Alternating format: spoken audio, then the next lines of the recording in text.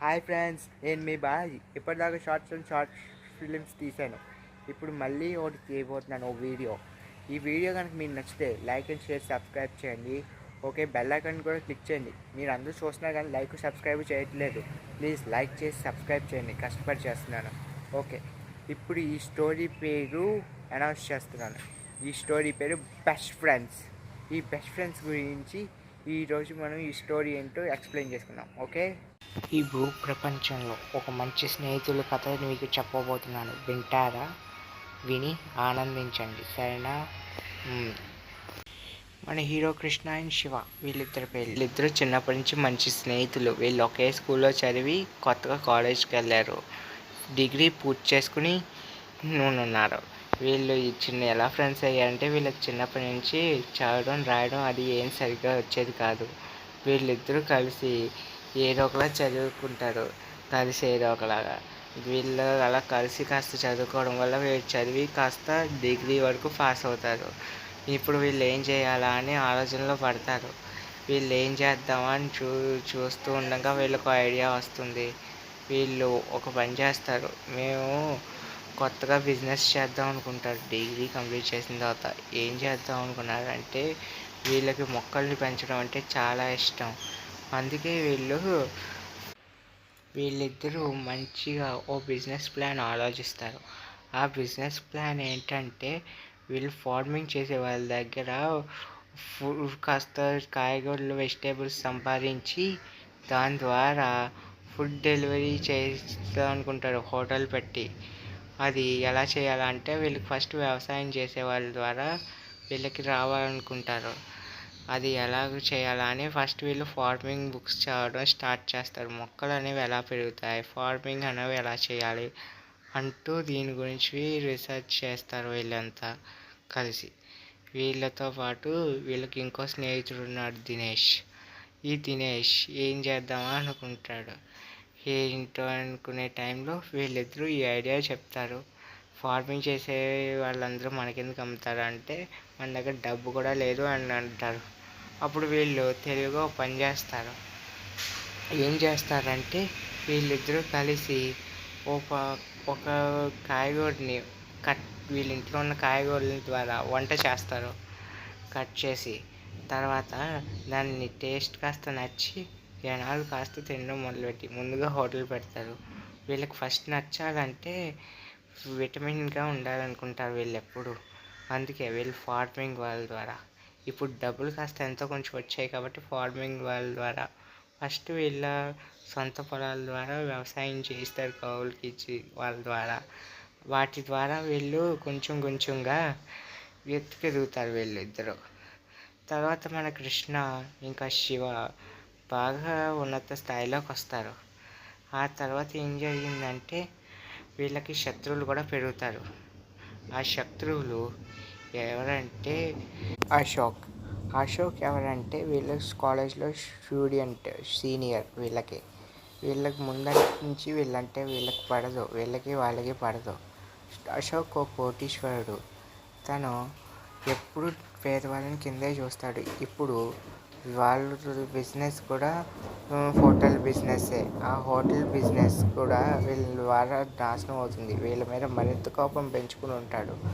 దాంతో అశోక్ వీళ్ళిద్దరి మీద కోపంతో రగిలిపోతాడు. దీని నుంచి కాస్త ఆలోచిస్తూ ఉంటారు వీళ్ళని ఏం చేద్దామా అని. అప్పుడు అశోక్కి వాళ్ళ ఫుడ్ ఆర్డర్స్లో నకిలీ కాయగూరలు పెట్టించి అవి ఇల్లీగల్గా చేస్తున్నారని నమ్మిద్దామని ట్రై చేస్తాడు. కానీ దానికి ఈ విషయం కాస్త శివకృష్ణకి తెలుస్తుంది, అశోక్ ఇలా చేస్తున్నాడని. దాంతో వీళ్ళు ప్లాన్ ఆలోచిస్తారు. వాటి ప్లేస్లో అసలైనవి పెట్టించి అవి తిరిగి వాడికే పంపిస్తాడు. నువ్వు మమ్మల్ని ఏమీ చేయలేవని ఫోన్ చేసి వార్నింగ్ ఇస్తాడు. తర్వాత మన అశోక్ ఏం చేద్దాం అనుకున్నాడంటే, వీళ్ళు ఇలా కాదు అని ఓ ప్లాన్ ఆలోచిస్తాడు. ఆ ప్లాన్ ద్వారా ఆ తర్వాత ఏమైందంటే, వీళ్ళు బాగా మంచిగా సంపాదించుకుంటూ ఉంటారు. అశోక్ తన వేసిన ప్లాన్ని తిప్పి కొట్టారు. ఎలాగంటే, అశోక్ ఏ ప్లాన్ చేశాడంటే, వాళ్ళ కంపెనీలో దొంగతనంగా వాళ్ళు కాయగూరలో విషం కలపాలని ట్రై చేస్తారు. ఈ విషయం కాస్త కృష్ణ శివాకి తెలిసి ఈ ప్లాన్కి ఇన్కమ్ ట్యాక్స్ వాళ్ళు ఇంకా ఫుడ్ రైట్స్ వాళ్ళు వస్తారని, లెక్కల్లో కూడా ఎవరెవరో మారుస్తున్నారని వీళ్ళకి అర్థమయ్యి తెలుసుకుంటారు ఇన్ఫార్మర్స్ ద్వారా. వాళ్ళకి ఇలా అవుతుందని అశోక్ టార్గెట్ పెట్టాడని ముందే వీళ్ళకి అర్థమై ఉంటుంది. తర్వాత వీళ్ళ ప్లాన్ ఎలా మార్చంటే అన్నీ కరెక్ట్గా మార్చేస్తారు వాళ్ళు వచ్చే లోపలే. ఇన్కమ్ ట్యాక్స్ ఇంకా ఫుడ్ కాంట్రాక్ట్స్ వల్ల ఇంకా వీళ్ళ షేర్ హోల్డర్స్కి అంతా బాగుంటుంది. ఇంకా వీళ్ళు రిచ్గా చాలా బాగుంటారు. అశోక్ వేసే ప్లాన్స్ అన్నిటినీ ఇలాగే తిప్పి కొడుతూ హ్యాపీగా ఉంటారు. కానీ ఒకరోజు మన కృష్ణ శివాకి ఒక క్రిటికల్ సిచ్యువేషన్ వచ్చింది. ఏంటంటే వీళ్ళిద్దరు కంపెనీస్లోని బోర్డు మెంబర్స్ని కొనేద్దాం అనుకుంటాడు అశోక్. వాటిని ఎలా ఆపాలా అని వీళ్ళిద్దరూ ఆలోచనలో పడతాడు. వీళ్ళిద్దరికి ఒక వీక్నెసెస్ని కనిపెడతాడు. ఆ వీక్నెసెస్ ఏంటంటే వాళ్ళు ఇల్లీగల్గా సంపాదిస్తున్న కొన్నిసార్లు అశోక్ అండ్ శివ కృష్ణలకి ఇద్దరికీ తెలుసు. వాటి వీక్నెస్ వల్లే వాళ్ళిద్దరు ఇలా అవుతున్నారని అనుకున్నారు. అందుకే కృష్ణ శివ ఇద్దరు అశోక్ ద్వారా తెలుసుకోవడం వల్ల ఓ పని చేస్తారు. వీళ్ళిద్దరూ ఆ వీక్నెస్ని అశోక్కి తెలియకుండా వాళ్ళ ఇంటికి వెళ్ళి దొంగతనం చేస్తాడు. దాని ప్లాన్ వేస్తారు. ఆ తర్వాత ఏమైందంటే అశోక్ ఇంటికి వెళ్తాడు వాళ్ళిద్దరూ కలిసి. ఇప్పుడు వాళ్ళ దగ్గర ఇన్ఫర్మేషన్ కొట్టేద్దామని ప్లాన్ వేశారు ఆ షేర్ హోల్డర్స్ని అందరినీ తిప్పుకోవడానికి. అప్పుడు అశోక్ ఇంట్లో ఉండగా వెతుకుతూ ఉంటారు.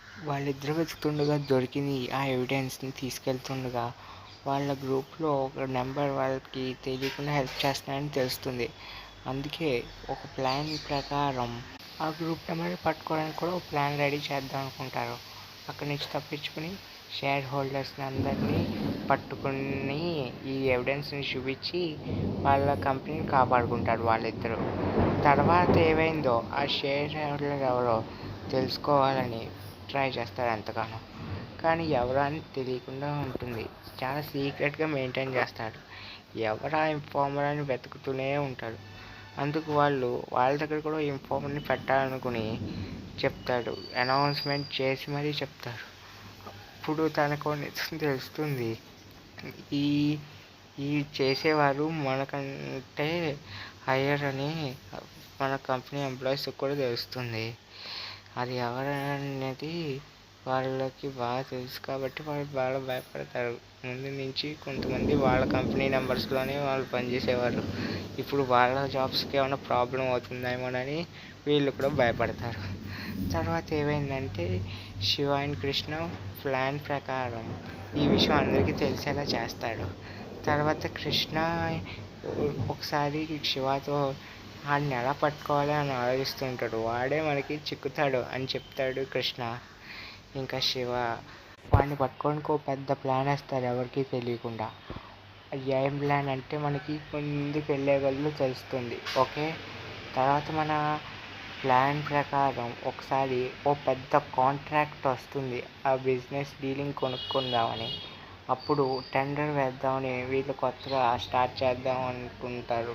అందులో కొత్తగా డిజైనింగ్ చేద్దామని ఓ పెద్ద ఫారిన్ ఇన్వెస్టర్స్ మన కోసం చాలా ఇన్వెస్ట్ చేయబోతున్నారని చెప్తారు వాళ్ళిద్దరూ. ఆ ఫారిన్ ఇన్వెస్టర్స్ ఎవరా అని ఎంక్వైరీ మొదలు పెడతారు. అప్పుడు దొరుకుతారు కదా అని ఆలోచిస్తారు. ఇక్కడ మనకు తెలిసే విషయం ఏంటంటే తనని ఎవరో కాదు వాళ్ళ కంపెనీలో సెక్యూరిటీగా పనిచేస్తున్న దినేష్ అని. దినేష్ గురించి తెలిసి కోప్పడతాడు వీళ్ళిద్దరు. ఎందుకు చేసామని, డబ్బు కమ్ముడిపోయి ఇలా చేశాడని చెప్తాడు. అసలు నిజానికి మాత్రం తను డబ్బు కమ్ముడిపోయి కాదు, మొదటి నుంచి ఈ కంపెనీలో తను మేనేజర్గా వర్క్ చేస్తూ ఉంటాడు. ఈ కంపెనీ మొత్తం అంతా అట్లని కాస్త ప్రమోషన్ మొత్తం కొట్టేద్దాం అనుకున్నప్పుడు ప్రతిసారి ఏదో ఒక చిన్న చిన్న తప్పులు చేస్తూ దొరుకుతూ ఉంటాడు.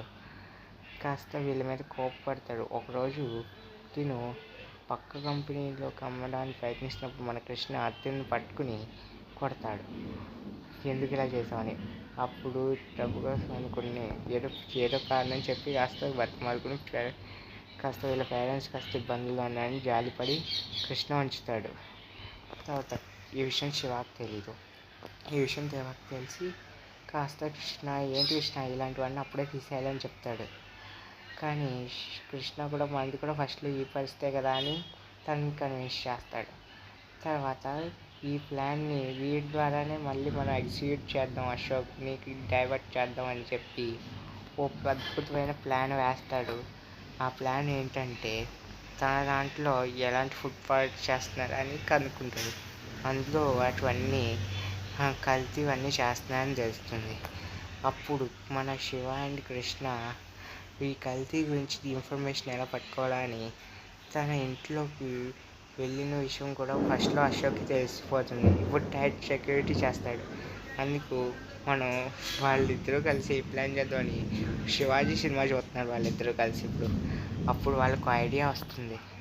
అప్పుడు వాళ్ళకి ఇన్కమ్ ట్యాక్స్ వాళ్ళ అబద్ధం కాకుండా నిజం చేద్దామని ఇన్కమ్ ట్యాక్స్ వాళ్ళు నిజంగానే వస్తున్నట్టు తన దాంట్లో డబ్బులు ఉన్నట్టు ముందుగానే అన్నోన్ నెంబర్ నుంచి వాళ్ళిద్దరు కాల్ చేసేస్తారు. అప్పుడు ఇన్కమ్ ట్యాక్స్లో ముఖ్యమైన వాళ్ళే చేసి తన వాళ్ళే చెప్పడంతో ఇంక మన విలన్ కాస్త నిజంగానే వస్తున్నాడని అర్థమయ్యి దాన్ని పట్టించేద్దామని వెళ్తాడు. కానీ వీళ్ళు తెలివిగా ముందే అక్కడికి ఒక ఇద్దరిని పంపించి నకిలీ మూటలు మార్చేస్తూ ఉంటారు. ఎలాగంటే మీరు ఒక్కొక్కరికి దగ్గర వదిలే దాంట్లో టైర్ పంచర్ అయ్యి చిన్న ఒక్కో బండి మీద చిన్న యాక్సిడెంట్స్ లాంటివి క్రియేట్ చేసి వీళ్ళిద్దరు ఎవరికి తెలియకుండా బ్యాగులు మార్చేస్తారు. తర్వాత మన అశోక్ ఇంట్లోనే అవి మళ్ళీ పెడతారు. తర్వాత ఈజీగా దొరికేసేలాగా పెట్టుంచుతారు. దాంతో మన ఇన్కమ్ ట్యాక్స్ వాళ్ళందరికీ దొరికేస్తాడు. అప్పుడు నోరు జారి మన విలన్ నిజం వీడికి తెలిసే కదా వీడు ఇలాంటి ప్రాబ్లం వస్తుందనే కదా నేను పంపించేసానని చెప్తాడు. దాంతో దొరికిపోతాడు. తర్వాత జైల్లో పెట్టేస్తారు. ఆస్తి మొత్తం జప్తు చేసుకుని రోడ్డు మీద పెడతారు. చెడు చేసే వాళ్ళందరికీ చెడు జరుగుతూ ఉంటుంది. ఎవరిని మనం చూసి ఇలా అసహ్యించుకోకూడదు.